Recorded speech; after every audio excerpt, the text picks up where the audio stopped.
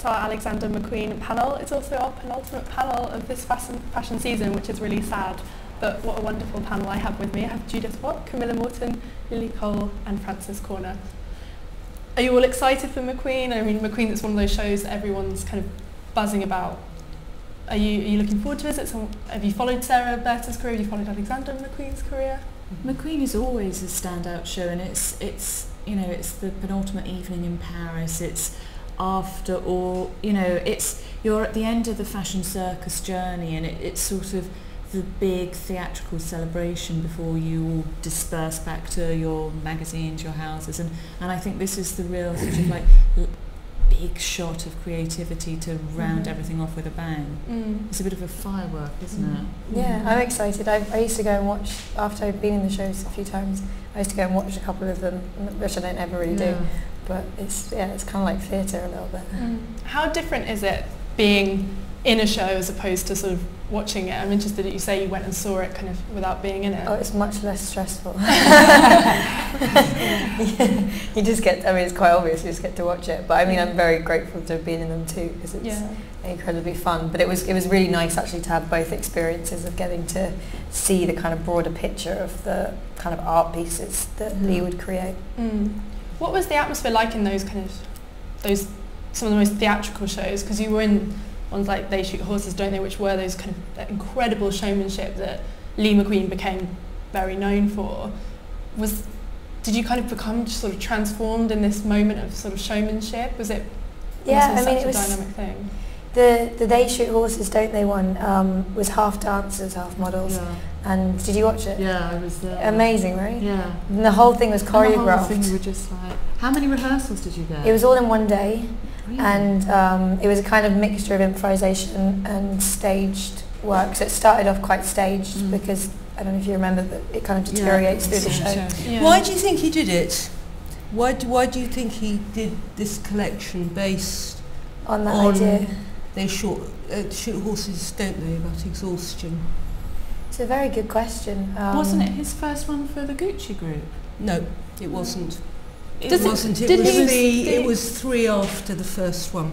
It was the 3rd after, choreographed by Michael Clark. But I think it's very interesting because it is about exhaustion and falling apart and the pressure of trying to perform. I think it was as he was becoming such a big global name. There were more American editors and buyers at that one than ever before. I remember Domenico De Sole and Tom Ford sat front row like two proud dads, and they were sort of like virtually exploding with pride at that show. But that show was so magical, and I think that was, yes, he had made his mark, but that was the show where all the Americans really sort of, I mean, he'd started his, you know, he was doing his things in New York, but I remember I was working with Bazaar at the time, and we went storming backstage after that one, and that was... But do you think it was as calculated as that? I think in a way some of his shows... But I think it was a reflection of where he was. I think it also worked quite interestingly with the collection, because it was... I remember the second outfit I came out in was all diamante, like sequined bodysuit, which is kind of really lavish and over the top, and yet I was being asked to be as kind of falling apart and like pulling myself across the stage and exhausted as possible, which is probably like the opposite thing you associate with kind of really put together clothes. So I think there's a nice contrast there. Did you have to learn to dance for it? Or did you know already? I was already studying dance, and interestingly I was at school, and it was the only day in the school I went to until I was 16 that they ever let me to have a day off, because they were so pretentious and they were like, oh, it's dance, not modelling. So, which is fine by my books, and I'm very glad they did. But it was, I mean, it was half models. I don't think they did ask whether we could dance. I think they just assumed that we would be able to, because it wasn't, I mean, you can just make it up for the most part. When you did runway shows, when you went to fittings, could you tell that it was a special show when you got to shows and that you were given your looks, or? I mean, I could tell in this one for sure, because it was so, I mean, it's so much fun to go out and dance, you know, and be with Michael Clark choreographing you in half dances. I mean, that's kind of an amazing experience. Did you feel privy to his sort of creative process? Because people always talk about the shows with Alexander McQueen like they were so sort of central to what they were one of his signatures in a sense, as much as sort of his particular cuts or particular items he used. And I always wondered how being involved with them felt like almost sort of entering his world in a more intimate way than others sort of had that possibility. Did you feel that kind of you got a piece of what was going through his mind? No, I wouldn't put it in those terms, but I do feel very glad and lucky to have worked with him, to have not just seen his shows externally, which I did too, but also to have been part of them. Like, I feel very grateful for that.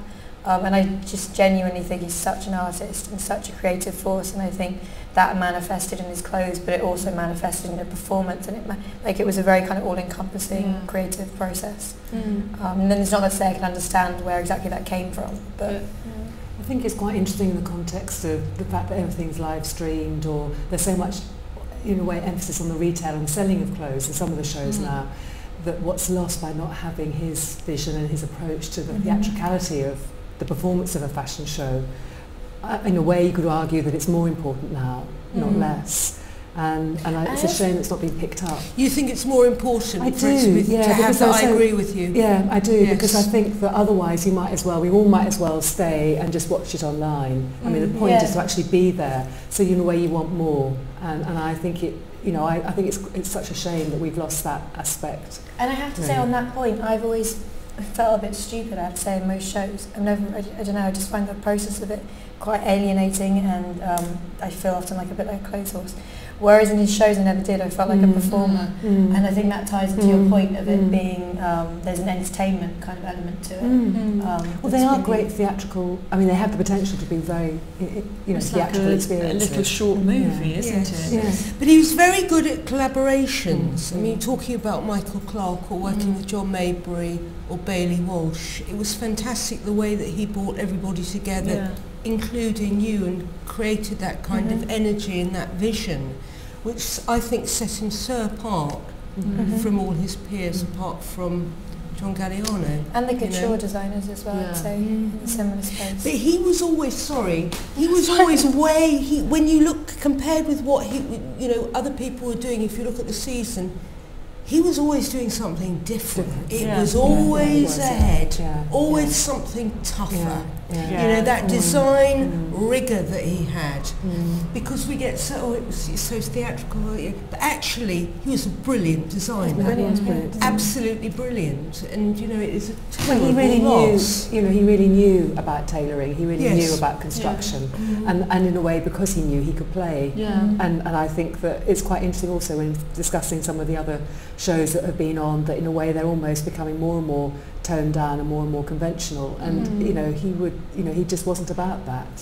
But I think that's what's so special about Sarah Burton's work, is she has very much moved away from those very sort of theatrical shows, and she even acknowledged that. She said that was Lee's thing to do, but his incredible craftsmanship and his incredible sense of sort of tailoring and structure lives on in what she's doing. I think it's in the clothes. I really do. I think that was such a huge challenge for her, how she was going to take on that legacy and in a way push it. And I think it's been really interesting to see she's not been frightened or intimidated by that. I think she's done really I think she's done a fantastic job. Judith, what would you say are the most sort of central McQueen codes, if you will? Because I think, what do you mean by codes? Kind of what's central to what makes Alexander McQueen in terms of the brand? In terms of the brand or in terms of the designer? Let's say the designer.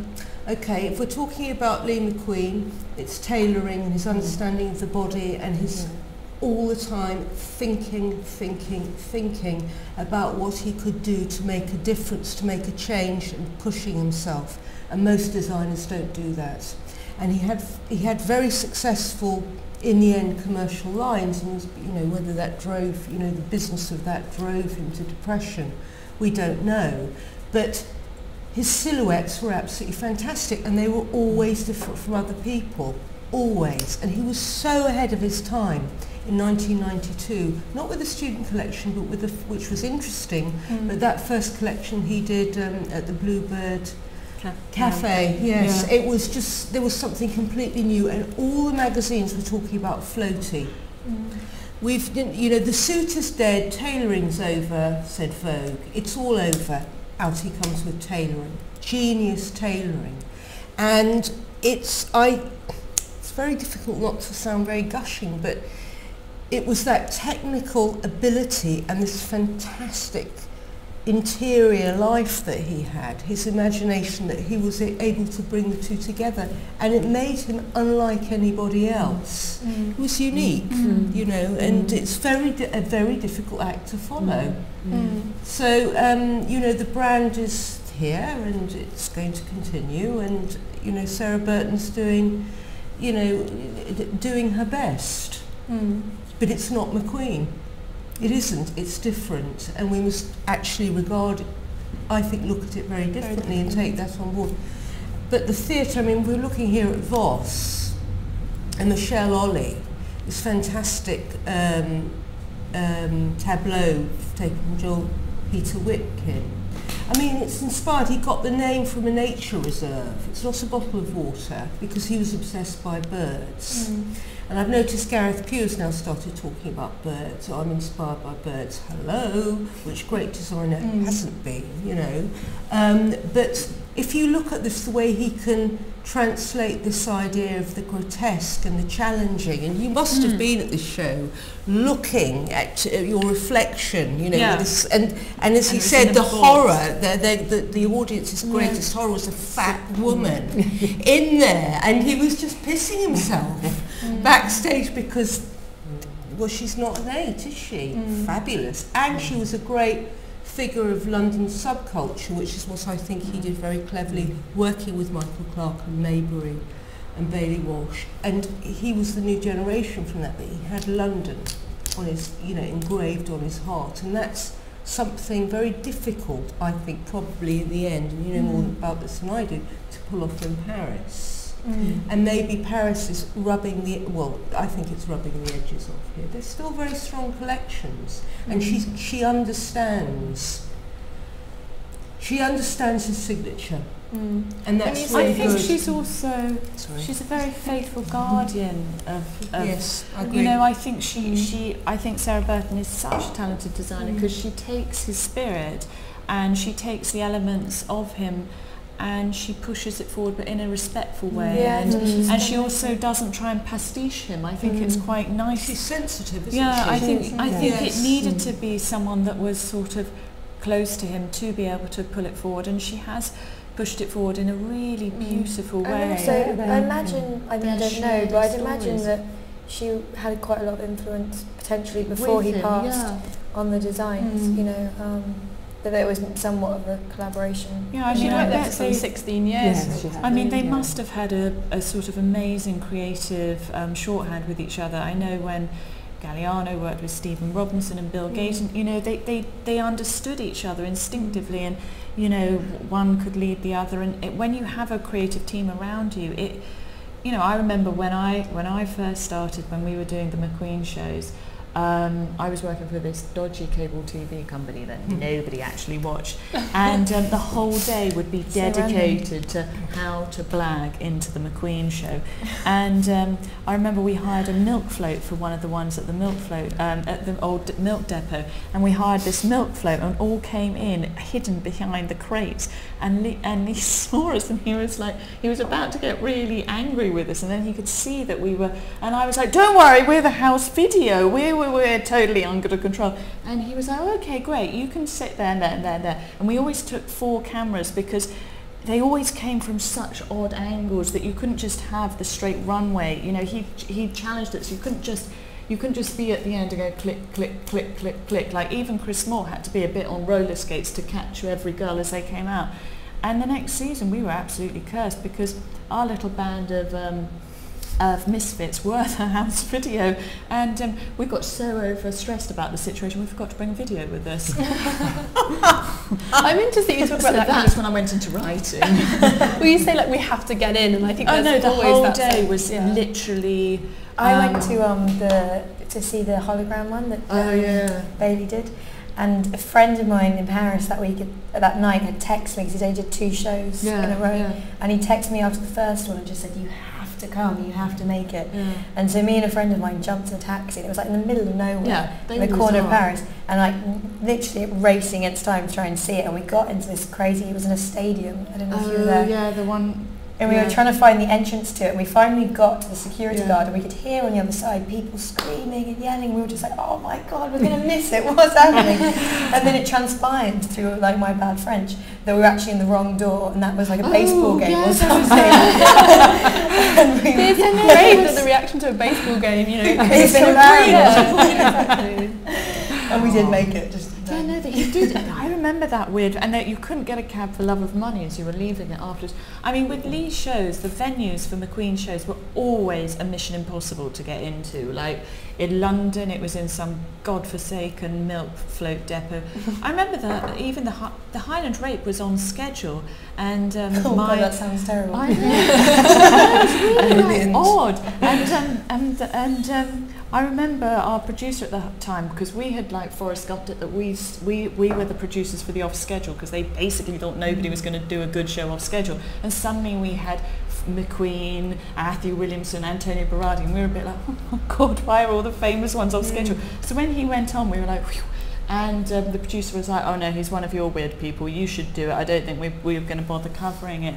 And it was, you know, even when he was on schedule, he still transformed it to his own taste and his own way of doing it. I mean, sorry, go on.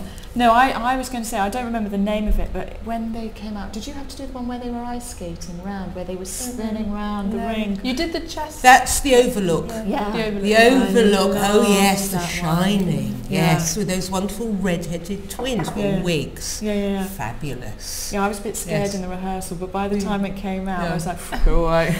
I want to talk about that element of kind of the darker side of a lot of his pieces, because I think it's something that in a way overshadowed the beauty of some of them, because he got this kind of enfant terrible tag that everyone kind of put with him, as if he was always doing something a bit kind of two fingers up, which I don't think was always the case with him. But do you think that exploration But I think it's a bit dark like a and fairy light story. There are sort of darker edges to fairy stories when actually, you know, they are sort of, you've got your heroines coming through as well as the darker side. Oh, that one was fabulous. It's number 13. The thing is, why do we all now, and you're asking us a question about the darker side, which is a euphemism, isn't it? Let's face it, which everybody uses. Now fashion is like sliced white bread. What the hell is wrong? Look, if you look at somebody like Montana or Gautier, you know, early on, some of the really great designers like Schiaparelli. I mean, it's about people's subconscious, it's about fears, it motivates their ideas, their decoration, the way they present it.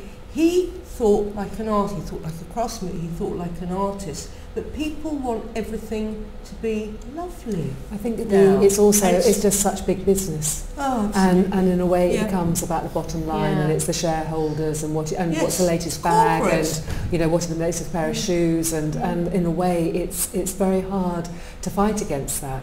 And I think that is one of the big problems right now. I would say on that point as well, I think I don't know, it's just when I say opinion, but there are real artists in fashion like Lee, and it's this funny, like a lot of systems, but it's a funny system whereby they're being asked to make 2 or 4 collections a year on specific time frames, and so you've kind of got this weird paradox between very, like, I think innately genuine kind of artistic impulses, dark, light, whatever they manifest as, and then fit within a structure that is very kind of corporate and has a rigour to it that seems at odds almost with that. Yeah, no, I agree.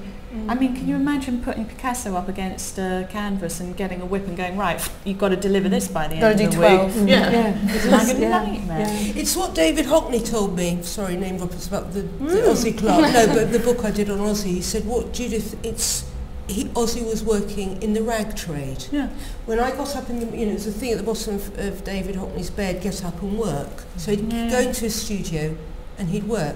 Aussie had to go into a workroom with machinists and makers, with the backer, deal with production, deal with figures, manage it, as well as come up with good ideas that were right for the time. Fashion is very different from art. It's the rag trade, and it's very difficult for some it is a people business. to operate. It is a business, and I think that's one of the difficulties. You say it operates at both ends. You do have the rag trade, and then you do have people who are trying to do something else and say something more, which clothes obviously do, and that is one of the big problems at the moment, because in a way there's less, it's like with all things, isn't there? There's less room for the maverick, there's less room for the experiment, because that's being toned down and being said, well, is that going to deliver me, you know, the bottom line? And I think that's a real problem for us right now. And I think that's why young designers in New York rise to the top of the pile quite quickly, because they're schooled in business as much as they're schooled in fashion, whereas over here you used to be able to take a packet of crisps, a can of Coke and a piece of wallpaper and create a collection out of it, and to hell with the financial consequences of making it. Or, you know, I mean, we used to sort of like run around Berwick Street and find old buttons when we needed it, and now you have to work out the production, and I think all of that stifles creativity as much as it can, you know, it's as much as it is a business and it is an industry where you have to sell it. I suppose that's something that's a bit at odds with the whole process. I think it's a really, I mean, it is a really interesting time. I mean, at the college we have the Centre for Fashion Enterprise, and so we've done a lot to grow young designers who are obviously all part of London I've Fashion seen Week. some of the portfolios. They're really, and we've done a lot to, you know, watch people out there and have a pioneer programme where we support designers who aren't ready, but who, you know, need some PR advice or need some cash flow and all of that sort of stuff. So just trying to nurture, because you can't just grow a business overnight. And I agree with what you're saying. If you go to the States and obviously go and talk to people at FIT or Parsons or whatever, and it's a completely different approach. But if you, they have the problem because there's a lack of creativity. It's about building the brand, and in the end it has to have its creative part, because if you haven't got that, you haven't got anything. Yes, but I think you're talking, obviously, the LCF, I mean, the point about what is happening in art colleges now, they are no longer art colleges, they're universities. In order to get into study fine art or fashion, you have to have O-levels and A-levels. You don't have to draw.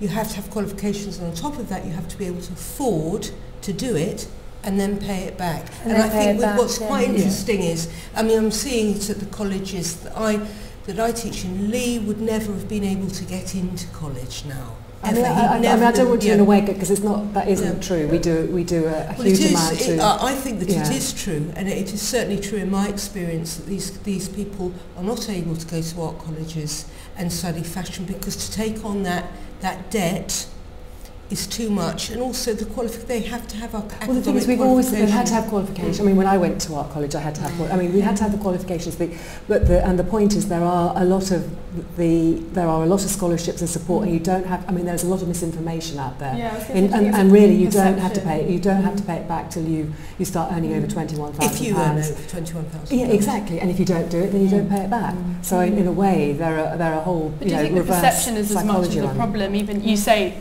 Perception is a problem, and we do a lot of work in schools with 13, 14-year-olds, across the country, trying to make the point that, you know, if you've got the talent, and we do work in prisons, we do, work in community groups. I mean, that's the whole point. You've got to be really focused on making sure that we're getting precisely the sorts of people like Lee, and there are ways of actually making sure we get them, and then we support them to make sure that people come through and are able to be really creative, because we don't have that, then we'll end up with a really sort of homogenous, boring, dead.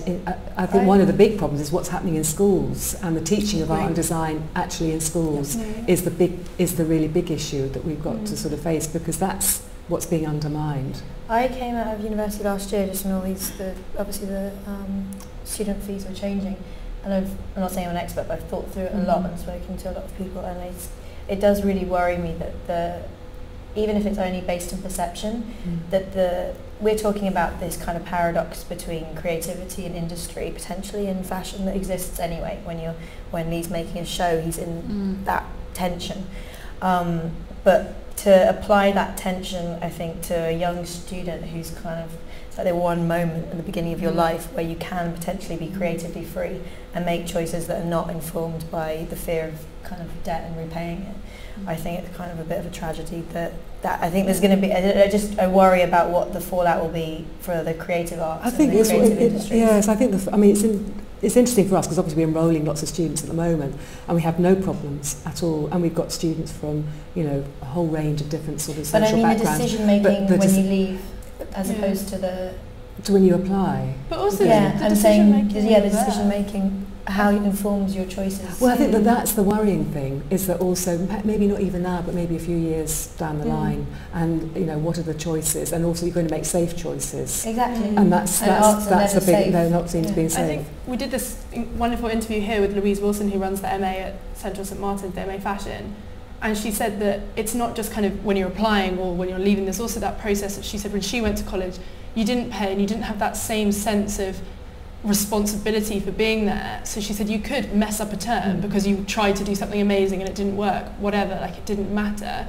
She said, but whereas now, like students, it does hinder creativity because there's not that sense of I can let go, I can be free, I can try something, because you're always conscious if I mess up, I resit, and that's more money, and it takes away that kind of spirit of just complete freedom that I think you have to be truly creative. So it's such a complex issue, because as much as it's a really hard issue, and because I agree, if you don't, but I would say it's not just for creative subjects, for all subjects. If you don't take risks, if you're a lawyer or if you're, I mean, not say if you're a brain surgeon, I wouldn't say that, but on the other hand, you have to push how far your abilities are, and I think that's what's so great about somebody like McQueen, and obviously somebody like Sarah Burton, is that they're still taking risks, and somehow we have to make sure that that's, from our schools and going to art school or whatever it is, that because they're also, the other thing that's quite interesting are those people who come into fashion. You think about Lee, he didn't follow the conventional route, and there are plenty of other people they've done other subjects first and they come in later.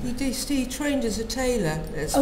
What I meant was through an art school or an education system. He came in, as you say, through through the tailoring, through the experience of having worked in the industry. And work with exactly. and that's why he... Would you like to see more young people, you say fashion's kind of all sliced bread, would you like to see more young people take that route, so go and work with a tailor, work with a costume designer? Absolutely. I think apprenticeships should come back in a bigger way. But I also think, to get it a bit back to McQueen, I think the huge number of students and non-fashion people that all flocked to see his Savage Beauty in the Met just shows how unique he was and how... I agree. Did you go to that exhibit? I thought it was so brilliantly done. It was like an art show. And every room you went into, there was another little piece of magic without sounding... Well, it was magic. That's the thing. It was magic, and it really spoke to people, and that I think is what was so interesting about it.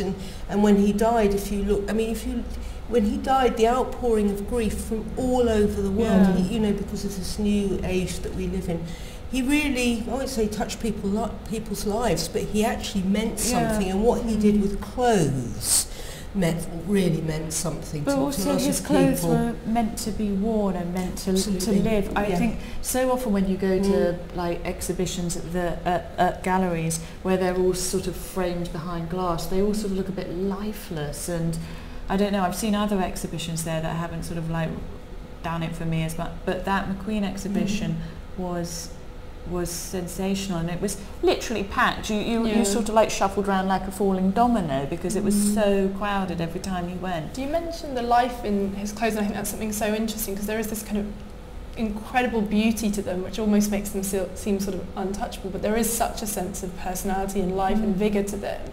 Did you find when you wore them, does it make you feel in a certain way? Does it sort of change, especially those incredible showpieces? It makes you feel kind of mad, which I like.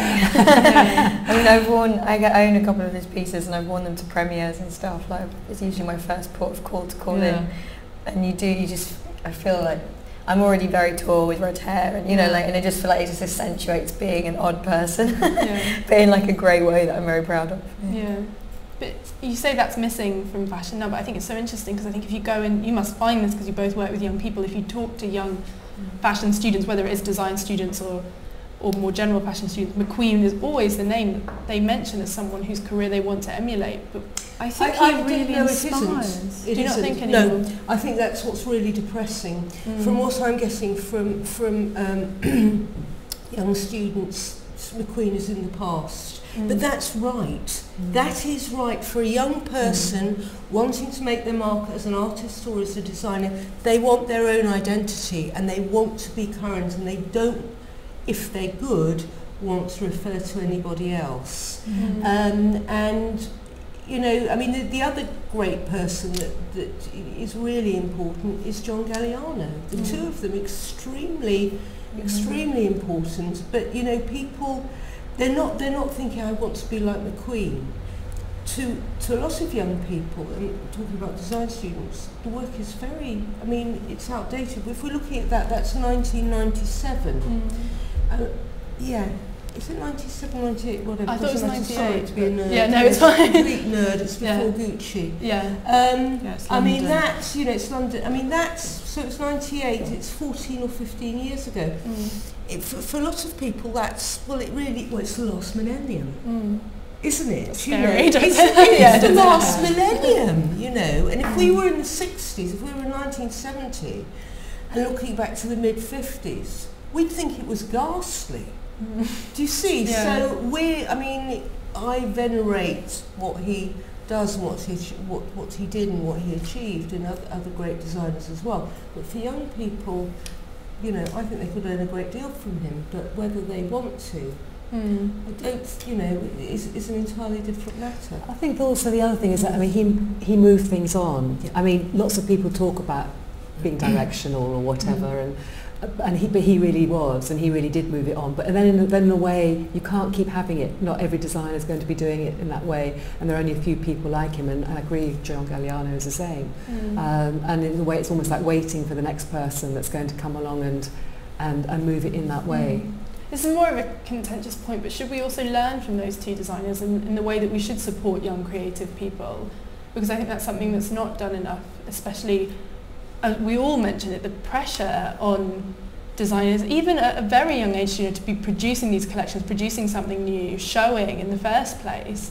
And do you think that's something that we should learn to sort of support young people who work in those creative? Have you noticed a change in how sort of the pastoral care of young fashion designers? There is a lot. I mean, obviously London's been doing a lot, because whether you've got New Gen and, you know, you've got, you know, exactly, and the work that we've done and so on. So there is a real interest, but there is a problem with funding.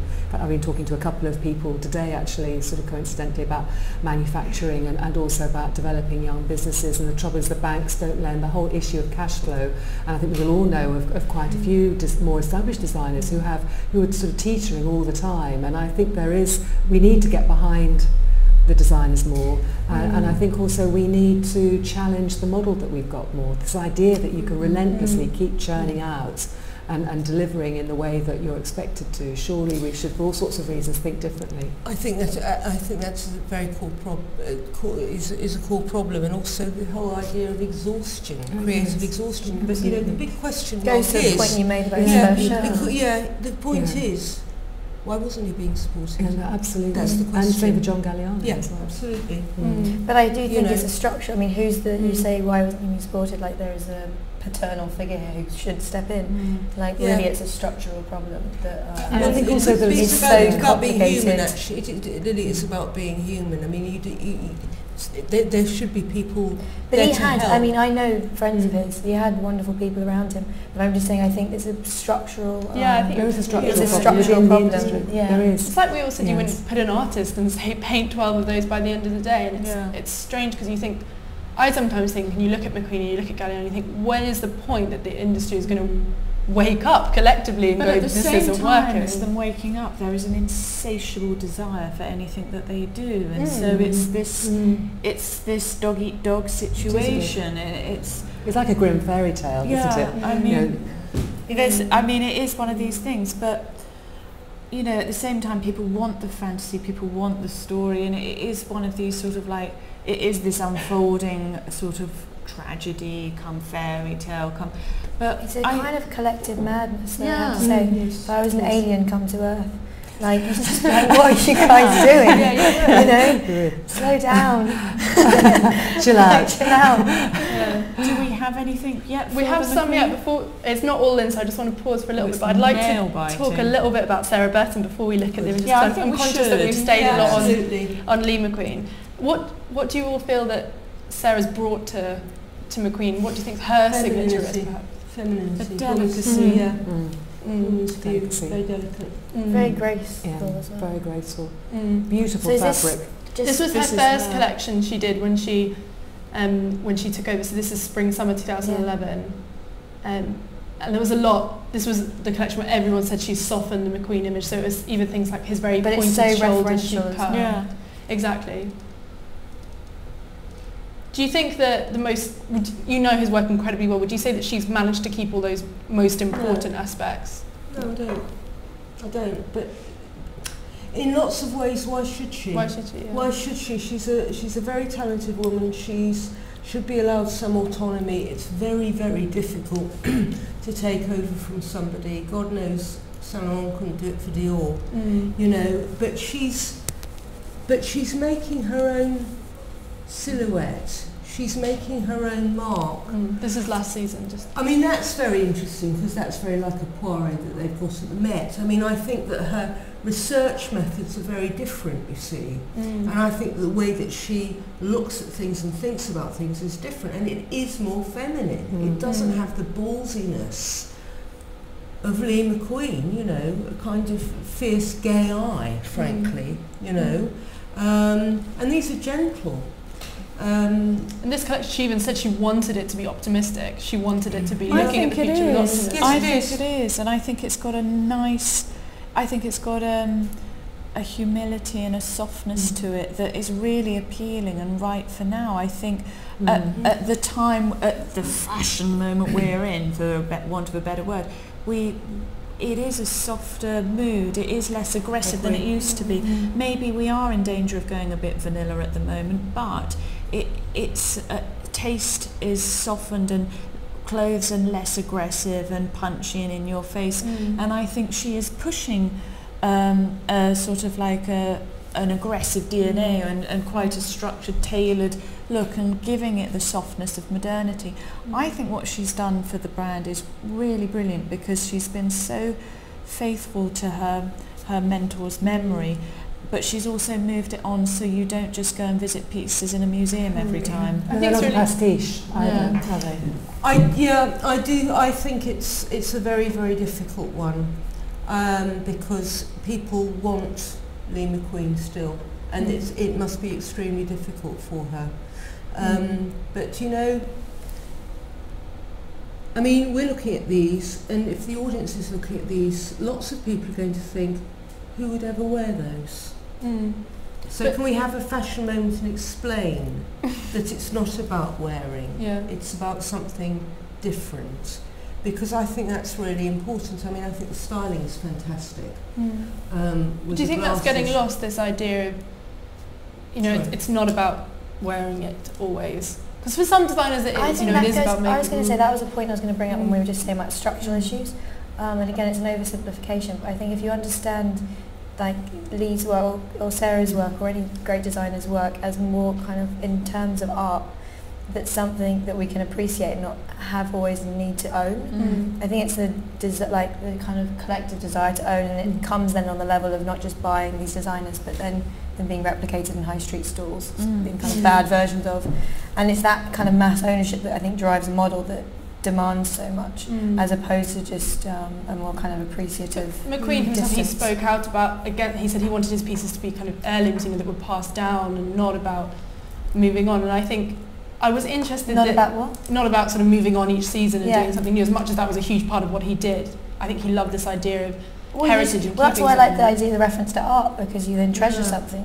Well, clothes always used to be handed down. Exactly. I mean, they were very valuable items, and I think that's. But this is a very recent thing. This idea that that you were talking about, that you know, it's something that you know you would look at and not want to particularly. You look at as an art piece and not wear. That's really since the 80s. I mean, he's very. Did, you know, it's very good. I'm just saying, maybe if you did own it and you did wear it, you wear it for 10 years. And I'd wear it to death. You know, that's what I'm saying. Fantastic. That's what I'm saying. But these are clothes to be loved, aren't they?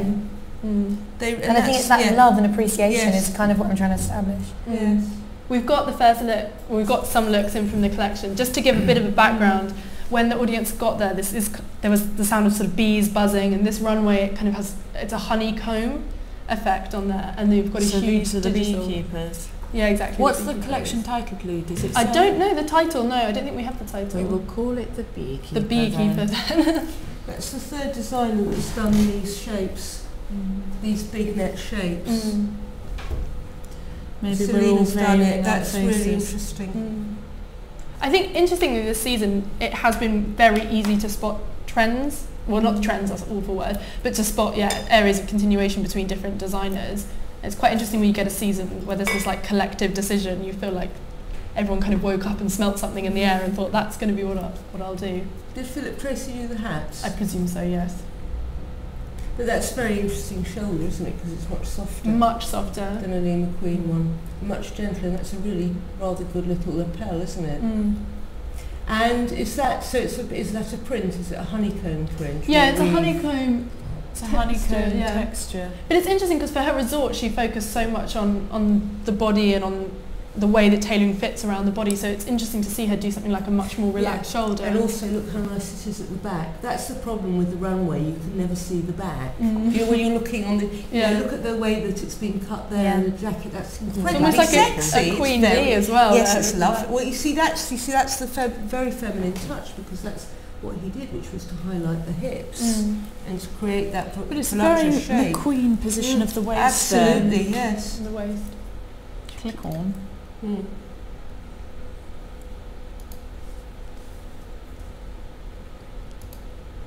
Very Shout strong if you want me to woman. stop. And it's a McQueen, it's a real McQueen neck, that, isn't it? Yeah. That bit of a stop, which is very masculine, actually. It is very masculine, yeah. It's particularly in comparison to the previous collections, it's much more masculine. Well, the previous collection, it was those incredible feathers. Feathers, that's softness, right, yes. incredible. And even the one before that. Oh, I think all of her collections, they have had that femininity, even if just in something like the palette, and most obviously that kind of the lightness and the delicacy. But the sort of insect references are very strong in this. Well, yeah, she's done dragonflies a lot, and obviously McQueen, you mentioned the birds. But it's nice again to see her own. And he did obviously the snake and the reptile. Exactly, yeah. That's really nice, isn't it? That those arms and the way that's been cut. And the hip, really it almost looks like a samurai armour. And it is again like nodding to McQueen with the skinny trouser with the. But it's very feminine. Exactly, yeah. But I also don't think she's scared. I don't think. No, I agree. I think she's a really talented girl. And I like that she's nodding to kind of the theatrical nature of the shows, but she's doing it. She's never going to try that, and I think that's great in a way. You know, everyone has the wonderful memories. Exactly, yeah. How is it when you get nightmare headpieces to wear? Or I was going to I've never had one like that. How about shoes? Yeah, I was going to say, he's obviously with his shoes, but we have the two together. Yeah, It's be really difficult. The shoes can be killer. Yeah. I think actually that chess show they had, I didn't have it, but they had a few horses with crazy headpieces on. Yes. Were you watching that one or were you in that one? No, I was in that one. There you are. But I didn't have, I wasn't a horse. And that's interesting that they've got the bags so early. I love those in the headpieces, runway. they're mad. That's brilliant. But that's really. I have worn a beekeeper's. Have thing, you? Yeah, which is quite simple. But that is really lovely with that collar, isn't it? And that little peplum. And the delicacy of showing the but clavicle. also that kind of slightly 16th century corset shape. Yeah, that kind of like Elizabeth kind I. of, yes, Yeah. And breaking that up. It's a really That's nice, very 16th beautiful neckline. That and very erotic with that stock. But she said that, hasn't she? She's said before that like people don't often say it about Alexander McQueen, but she said it was sexy and he wasn't afraid to be sexy, and she said she wanted to continue that, and I think that's great that she picked up on that as one of the codes. Someone picked up on the bag, I couldn't quite hear who it was, but I think it was really interesting something you said when I first brought up Sarah Burton, because you said she's been wonderful for the brand, and I think you're right, like it's just come out today about incredible sort of increase in profits, and she has kind of treated it as a brand, which is... But maybe she's treating it as a brand rather than as an emotion. You know, yes, you can't blame her for that. No, but I mean, not being funny, you know, if it's your baby, you're going to nurture every little breath that it takes, and maybe having that one step of separation. Yes, of course she was really close to him and she has the history with him, but I think sometimes we look backwards too much and it's all about moving forward, and I think she can look at it in a slightly... But also she knew it as well, didn't she? Yeah. I mean, having worked with her so long, she probably could see the possibilities as well. So it's that coming in informed. Yeah. sorry to, I absolutely agree, but this is beautiful. But it's beautiful, but it's not like anybody else. No, you know, I was saying McQueen, just always different. I think that's brilliant. And I love that neck. The neck is fantastic. Yeah, that. Yeah. Hey, maybe he's like giving her design tips in her dreams. Yes. Like, let me still be a big player here. I'm sure his spirit does still very much inspire her. And who knows? You said they work so closely. You said they work so closely together, and I think that's something interesting. I'm sure they talked about countless things that they loved, and whether it was bees or whether it was something as specific as that neckline. And I think that's something. There's almost something magical about thinking about that relationship and how she brings that to what she's doing, but as well as her doing her own thing and moving on. I think there's such a. I mean, there's something that could be so. When I was in couture houses, I remember when I went to Chanel one time and I went up the twisty stairs into the atelier. You could just imagine Coco Chanel, and you sort of almost wondered, I wonder what she would think of this. Or you'd go into Dior, into the secret fitting room, and you could imagine what he would think of the collection. So I think, it's quite nice to have that sort of little Jiminy Cricket type spirit around, but also to not be scared of it and push it forward. I think this is a very modern, strong collection. Well, you said that you'd seen elements that were new that you hadn't seen before. Oh yes, absolutely. She's doing that, But I mean, I love the thing, like, you're going to do a skirt, but it's actually very 70s, this skirt, because we've got the bias contrast there, the bias, that swinging there at that hem. But this is like a tortoiseshell crinoline. Yeah, the crinoline, I love that. Literally a mini crinoline. And that's really fascinating. But also, it's really fantastic, because this idea of seeing and not seeing, but it's also very gladiatorial if you look at the leather, which I assume that's cut. It's cut leather, but I don't know because I can't see. Sorry, I can't see. It looks like it's specially pieced lace cut leather. But don't you love the black chiffon? Because that's a reference to the past. That is the reference to the early 18th century. That. But they are strong warrior women, aren't they? Yeah, they absolutely are. I want to talk about the way he's referenced, he's referenced history and the way that Sarah in turn has referenced costume. Do you think that's something that's perhaps, do you think some designers just don't have the knowledge or the training to do that? Because obviously he trained in he worked for a while as a costume house, so he learnt how to cut these historical forms. And do you think that's something nowadays, to sound like grandma, nowadays it's far too easy to go into Google elephant and you get up pictures of elephants, whereas you could actually go and find a tusk, or you could go and find an old route that takes you around the world, or you could go and find an old etching, or you could work out who the first person was. Like when we were students back in the Stone Ages, you had to go to libraries and look through books and find things, whereas Google gives you limited, easy, quick solutions, and I think it's a different way of researching. But she nods to that because she doesn't just do the silhouette, and it's always very interesting, especially for a nerdy fashion historian like me, to just spot, oh God, that is the Gerard painting from 1815 or 1810 or whatever. But actually, not all designers need to go and look at history books, and I think that's really, really important. As you said, they can look at maps, they can look at feathers, they can look at birds, they can look at cars, they can look at this.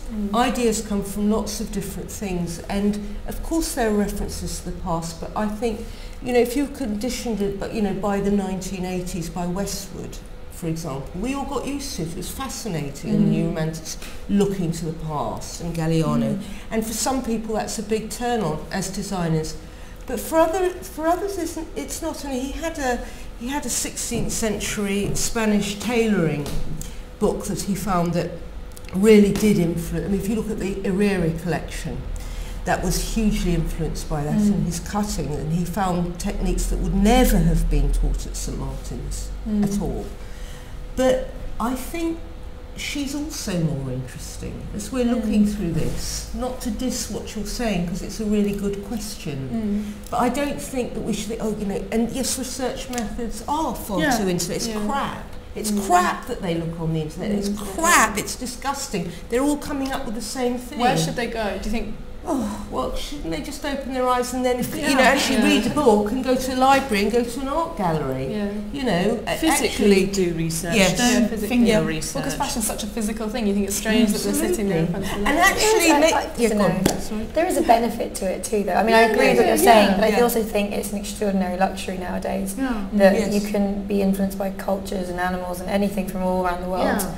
Like it's a good ones are the good one, but I mean, if you're under huge pressure, of what you're going to be if you're under huge pressure, of course you're going to go and Google Indonesia, Highlands, or the Naga tribes. You can reach so much information, so many different cultures. Yes, but everybody is coming out with this. With similar things in terms of design, and when you get which is surprising though, considering the internet. I know. So they're not really investigating because the internet's fantastic, isn't it? Yeah. I mean, I love it, but carry on. I like those long boots like to that. Yeah.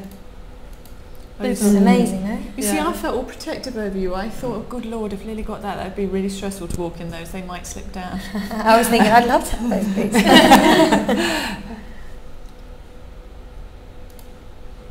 Apparently we have Central St Martin's students on our Twitter being like, no, the internet's great. So I teach a lot of them, Kelsey Priest. It is kind of fascinating to have I've been watching the tweet stream more than anything to see everyone else's opinions of it. Yeah. No, I mean, I think internet is great in that you can travel to countries and you can find things, but I think it should be a springboard. It shouldn't be the final destination. I think it should, but if you use it well, you can find extraordinary secrets from it. I think you have to be a little bit more of a detective. But let's stay on her silhouette. Look at her shoulders, that's really good. Yeah, but that references what she did with her first collection when she took over, when she cut, if we've got a picture, where she cut the shoulder like that, which is the softer version, as you know, of his. I think I like to see her signatures and the way that she's that's really nice. Done that. And hot pants. I mean, it's very sexy, isn't it? I mean, it's quite... Well, those boots, Lily's boots are pretty sexy. But they're fetish, and these kind of more sportive, aren't they? It's a softer fetish.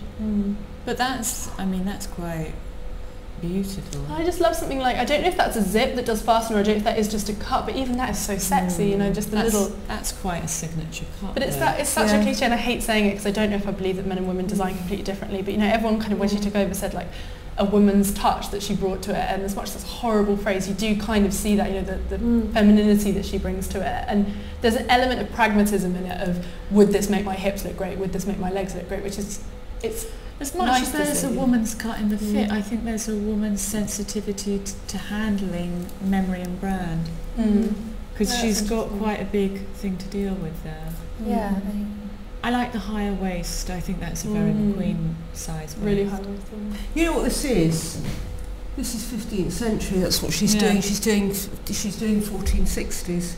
That's what it is. It's the kind of, and that was one of his great favourite periods was the Northern Renaissance, and Jan van Eyck, and that his posthumous collection referred, I think it was to Hugo van der Goes, but that's what she's doing. It's Van der Weyden. Yeah, it does look like don't you think? painting. Yeah, it does, with the placket there, and that with the off the shoulder there. It's kind of amazing to think of it like that, because you see like an old portrait in a really modern. That print's really modern. Yeah. But I think that's what brings that sense of heritage and Britishness to to McQueen, is that idea of kind of going back and looking in the way that McQueen, everyone says that he was said about Highland rape, and he said it was about the rape of Scotland by England, and that kind of history and knowledge, and I think that's lovely that that's continued, albeit in a different form, but it's and with him it's very autobiographical. Exactly. The motivation it's very authentic. Are we going round in circles? Yeah, I think we are a little bit going in a loop there. Should we do it? Oh, lovely. That's beautiful. That peplum there. That neck piece is interesting. Yes, very. That crinoline again. I like these ones more actually, the last two than the others. A sort of inside-outside, seeing through into the interior and construction, because construction is quite a big thing for him, wouldn't you say, Judith? Yes. And that's theatrical in its own way, you know, it's the theatre of getting dressed and putting on your clothes, and it's kind of half undressed. Can you go back, sorry, one? Yeah, sure. This one. Yeah. There's also that neck piece. Oh. It's a bit of shopping going on. Yeah, the neck piece. I mean, the theatre of dressing, the sort of like the corsetry as much as the armour, and I like that idea. Keep thinking of Vivian Lee in Gone with the Wind pulling her corset tighter. I think the art of dressing up is something that should be sort of cherished more. Oh, your boots again. A bit confused by that one. Carry on clicking. Is that fur? It looks like it's fur or some fringing. No, fringing. I think it's like one on the feathering around the corset. They've done. I think it's beautifully silhouetted to make her look thinner. It's inspired by erotica and Antonio Vargas, apparently. That's what I've been told on my ear. Vargas? Yeah. No, that's Deco. It's your Deco revival. I think these hats are really good. Be great to wear out yeah, about London. They really work, don't they, with this? The balance and everything is fantastic. It forces you to look at the clothes. I don't think anyone can. It's not a very good point. Yeah, you don't get distracted Well, by the she girls did that easily in the with McQueen the collection. sunglasses as well. The sunglasses, exactly. It's so clever. It's so. It makes you just focus on exactly on what she's. Poor girls underneath. Well, poor makeup artist. You'd feel a little irritated if you'd done all the lovely makeup and just flunk a hat on, but. I think it's really clever because looking at these images, I remember when I used to go to shows, you'd be distracted by the front row, who was there, who was sat with so-and-so. And okay, it would be nice to hear the music, but I think recently show reviews became more about the drama of finding the venue, with a kerfuffle about where my seat was, not me. That the Olsen twins were there, and perhaps you might see I don't know, somebody that was on Big Brother, and you would waste 3/4 of your review on mindless drivel. And actually, I think designers probably do quite like this way, that you are just looking at the clothes, which is basically, you know, in a funny way, we're going right back to the salon shows where you weren't allowed photographers inside, and you just made notes on the clothes, and you had to sign your life away. I know what you mean, but at the same time, he was very specific about models who he used, and like I think the visuals of the models always added something very specific. It wasn't. And there are designers like Jean-Paul Gaultier uses such an eclectic group of girls always, and I think that adds something to. I think it's different probably for each designer.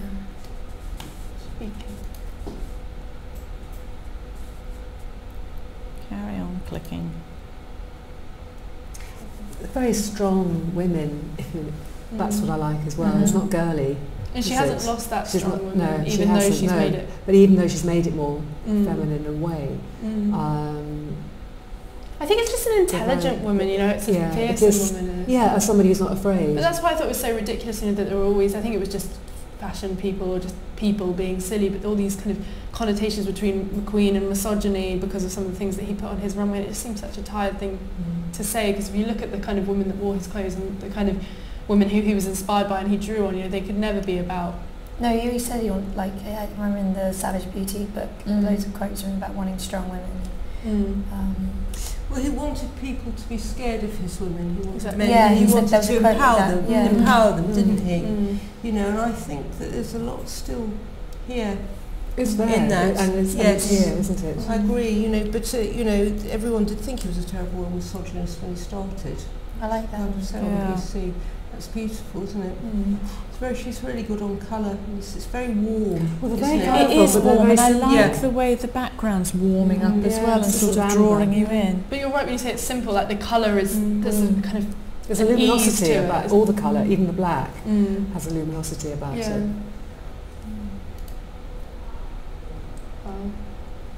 That's different. So what's trapped within the folds? Is it the butterflies? Yeah, they're butterflies, yellow butterflies. Yeah. So it's almost like the beehive story, and then it's fossilizing into amber, and then you get your butterflies emerging from the chrysalis. And very different footwear there, a lot sort of more softer, more But that's a selling dress, isn't it?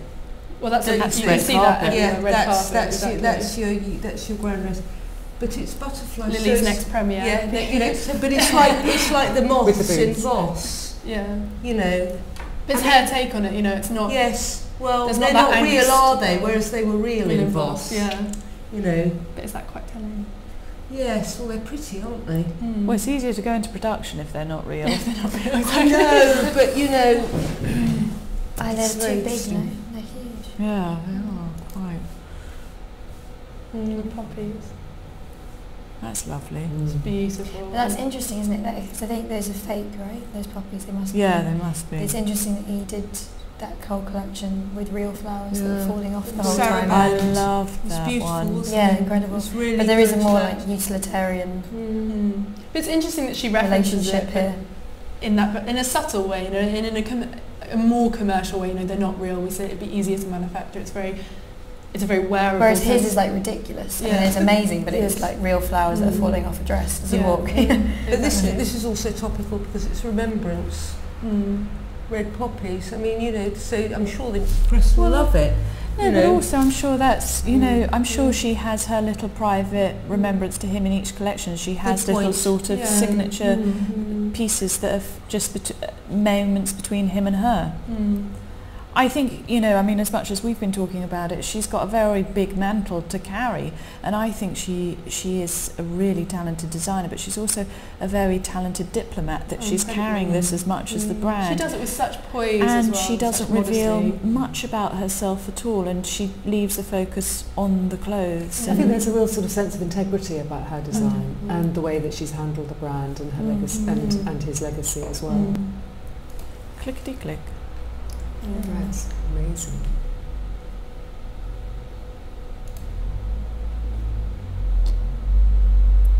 I love that juxtaposition between the red and the yellow. Beautiful. It's great. Well, it's very good smocking, isn't it? Yeah. And you've got the harness there from the supercalifragilistic collection as well, echoing back. Not referencing Mary Poppins. It would. It's lovely, but it's kind of is that bees on there? Little bees, and this is like honeycomb. Yeah, the fabric. It is. It's very clever.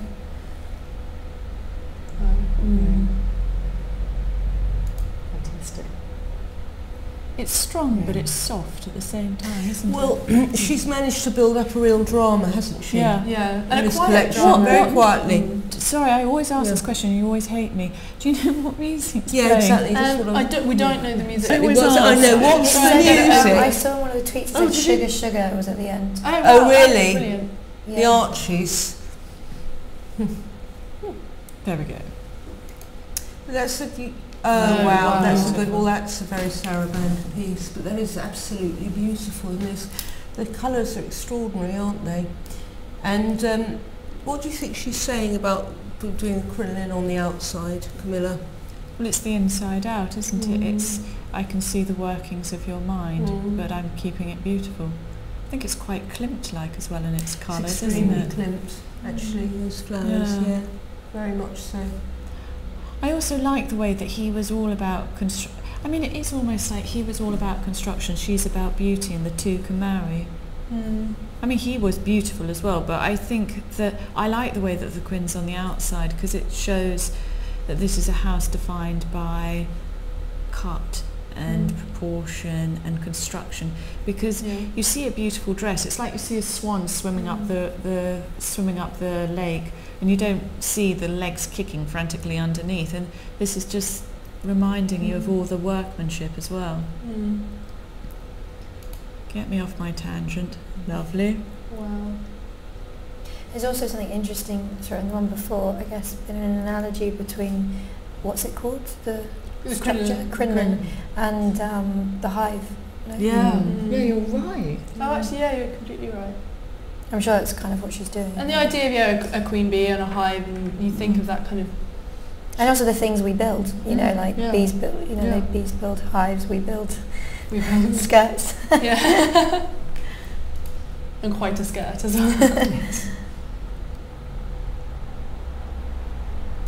Wow, that's really like Beauty and the Beast number. That I was going to say that's a showstopper. I love the contrast. It's a very cliche thing to say, but between the modernity and the heritage, of having that huge digital and the kind of very elaborate headpieces, but combined with those. Well, I love that That's you can so see her highlighted. fabulous legs through the. Yeah, but it's very erotic. That's really hive-like, that shape. Yeah. Well, she's doing full-on Second Empire now, isn't she? She's doing full-on 1860s. And those shapes. But who else has done the shape this season? Who's done shape or Yeah, who's done the shape, shape, no. the bell shape, crinoline. There have been softer bells. In New York, people did quite sort of structured shapes with peps coming through, but actually nobody's done it quite as exaggerated. It wasn't historical in the sense either, I don't think. It was. Carry on clicking. Yeah, go on. Pop music. The agony if you were at a show and it was going slowly. But you'd look at the clothes, you'd be like, oh. Yeah. I presume. That must be the end. Yeah, that's back to the the end. start. I don't know if that. Yeah, that's the So it's it's very sort of romantic. like It builds into a very romantic crescendo, doesn't it? And then, like most shows, it's ending with the bride. I mean, do you remember the days when it always ended with the bride? Yeah. None of brides But still, anymore. those hats. Yeah. I think what's so good is they're romantic, but they've got an edge to them. They're not fluffy. You know, they're not the Disney. Yeah. Are they? And because of the way they've using the corset reference, the fact that you can see the construction or you're playing with it. I think that's what's so Empowering. It's almost empowering. Absolutely, they are. I am what lies control. beneath beauty, as well. Like as kind of the construction of the skirt, it's picking it apart slightly. The final version, but it's. Well, I think we should give it a round of applause. Yeah, I was going to say. Absolutely. Should we give it a round? Yes. Round of applause to closing. Well done, McQueen.